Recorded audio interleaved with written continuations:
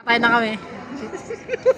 Request na po natin sa ating mga ushers and usherettes na i-assist po natin. Ito ang tatay, happy Father's Day.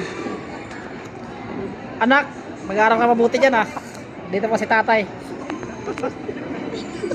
Ito tayo na mauupuan po natin, baka mangawit po tayo sa ating pagkakatayo. Ito nga pala si Angel. Once again, magandang Happy Father's Day! Yay! Ito bang wala ko rin sa inihandang speed. Naka-speed pa man po sa inyo. Sarap sa pagiging tatay. Praise the Lord. Yung wala ka pang anak. Praise the Lord. Sa akin guys, ang pinamahirap sa pagiging tatay, yung may pakain mo sa mga anak mo. Kasi hindi ka magiging tatay kung wala ka pang anak. Kaya yung walang anak, yun ang pinakamahirap, yung wala ka pang anak.